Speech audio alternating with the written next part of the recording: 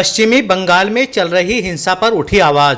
सरधना में प्रधानमंत्री के नाम दिया ज्ञापन। पश्चिमी बंगाल में कथित रूप से हो रही हिंसा और हिंदू समुदाय पर हो रहे अत्याचारों के विरोध में बुधवार को सरधना में स्थानीय लोगों ने एक ज्ञापन प्रधानमंत्री नरेंद्र मोदी को संबोधित करते हुए उपजिलाधिकारी सरधना की गैर मौजूदगी में तहसीलदार अनुराग सिंह को सौंपा। ज्ञापन में पश्चिम बंगाल में हिंदुओं के विरुद्ध की जा रही हिंसात्मक घटनाओं पर चिंता व्यक्त की गई।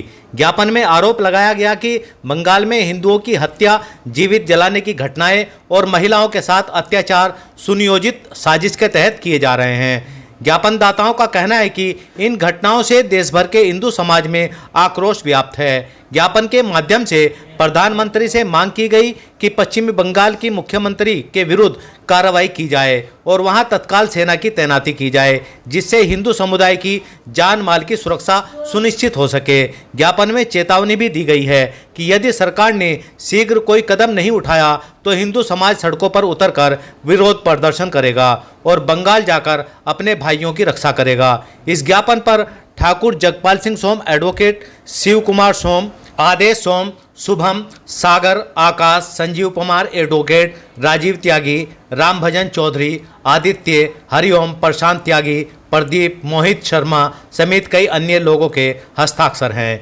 ज्ञापन सौंपने के दौरान लोगों ने सरकार से त्वरित और कड़ी कार्रवाई की मांग की है तथा स्पष्ट किया है कि यदि हालात नहीं सुधरे तो राष्ट्रव्यापी आंदोलन किया जाएगा, जिसकी जिम्मेदारी प्रशासन की होगी। सही खबर से साजिद कुरैशी। शेष खबर एक छोटे से ब्रेक के बाद। सरधना में जुलेड़ा रोड पर द्रोण पब्लिक स्कूल के पीछे वाले रास्ते पर एडवेंचर स्विमिंग पूल शुरू हो गया है, जिसमें विशेष सुविधाएं उपलब्ध हैं। यहां पर आप अपने दोस्तों और परिवार के साथ जल पार्टी का आनंद ले सकते हैं, पूरे दिन को मजेदार और रोमांचक बना सकते हैं। सुरक्षा के पूरे इंतजाम हैं ताकि आप सुरक्षित रह सकें। सरधना में दोराला रोड पर गंगनहर पुल के निकट स्थित रेड रोज इंटर कॉलेज में नर्सरी से कक्षा 12 तक एडमिशन ओपन है। प्रशिक्षित एवं अनुभवी शिक्षक शिक्षिकाओं द्वारा शिक्षा प्रदान की जाती है। स्मार्ट क्लास, कंप्यूटर शिक्षा, हरा भरा स्वच्छ वातावरण, बिजली पानी, सीसीटीवी, वाईफाई आदि की सुविधा। समय से आए, प्रवेश कराएं और अपने बच्चों का भविष्य उज्जवल बनाएं। स्थान सीमित है। पश्चिम बंगाल में जो हिंदुओं पे अत्याचार हो रहा है, उससे ऐसा लगता है कि ये पश्चिम बंगाल भारत का अंग नहीं है, बल्कि एक नया बांग्लादेश है। क्योंकि हिंदुस्तान के अंदर का जो क्षेत्र पश्चिम बंगाल है, उसी में ही जो है हिंदुओं के साथ में मर्मम हत्या की जा रही है। गवर्नमेंट को इस पर जो है राष्ट्रपति शासन लगाना चाहिए और कड़ा एक्शन लेना चाहिए। अन्यथा हम यहाँ यूपी में, पूरे यूपी में, आज सरधना में यहाँ पे जो है हम विरोध कर रहे हैं और ये विरोध जो है फिर ज़िले पे भी जाएगा और पूरे के पूरे यूपी में जाएगा। तो हम गवर्नमेंट से यही रिक्वेस्ट करते हैं कि जल्द से जल्द कोई ना कोई जो है कड़ा एक्शन ले और जो दोषी हैं उनके खिलाफ जो है कड़ा एक्शन लिया जाए।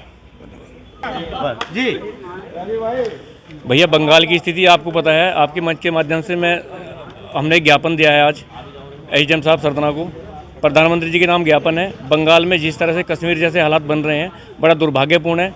वहाँ हिंदुओं पर जिस तरह अत्याचार हो रहे हैं, महिलाओं को और बहनों की इज्जत लूटी जा रही है, जिंदा जलाया जा रहा है हिंदुओं को, इतनी निर्मम हत्या। मैं पूछना चाहता हूँ, सरकार कर क्या रही है? हमारा गृह मंत्री क्या कर रहे हैं? गृह मंत्री उन्हें खुफिया तंत्र क्या कर रहा है? उन्हें पता ही नहीं क्या हो रहा है। इस देश में अगर हिंदू मरेगा तो काहे का हिंदू राष्ट्र की परिकल्पना करेंगे ये लोग? क्या सरकार है? मैं पूछना चाहता हूँ सरकार से। मेरा सरकार से भी सवाल है कि क्यों अब तक ठोस कदम नहीं उठाए, क्यों हिंदुओं की निर्मम हत्या हो रही है। लेकिन ये हम बताना चाहते हैं सरकार से कि कश्मीर हम बंगाल को बिल्कुल नहीं बनने देंगे। तुरंत वहाँ पर सेना भेजी जाए। ज्ञापन के माध्यम से भी हमने मांग की है, वहाँ पर सेना भेज करके तुरंत हिंदुओं की सुरक्षा मुहैया करा जाए।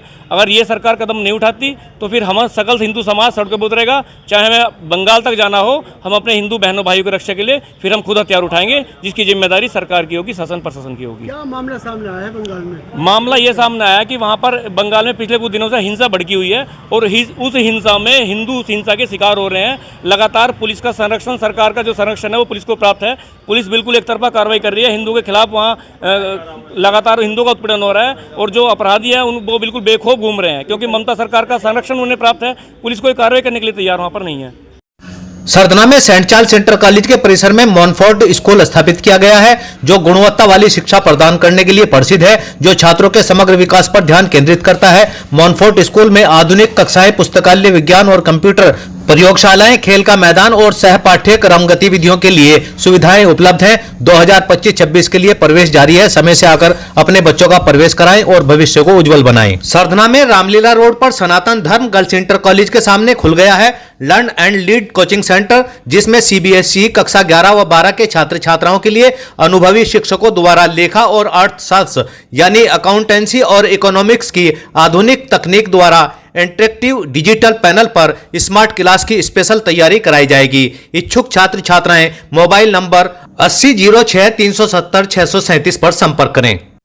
सरधना में केके पब्लिक स्कूल के निकट जिला सहकारी बैंक के सामने सरधना फिजिक्स एकेडमी में नए बैच शुरू होने जा रहे हैं, जिसमें कक्षा 9 से कक्षा 12 तक यूपी बोर्ड तथा CBSE बोर्ड के साथ साथ नीट JEE के सभी फिजिक्स के बैच शामिल हैं। बेटी बचाओ बेटी पढ़ाओ अभियान के अंतर्गत यूपी बोर्ड की छात्राओं के लिए फीस में 50% की छूट है। यह छूट सीमित समय के लिए है।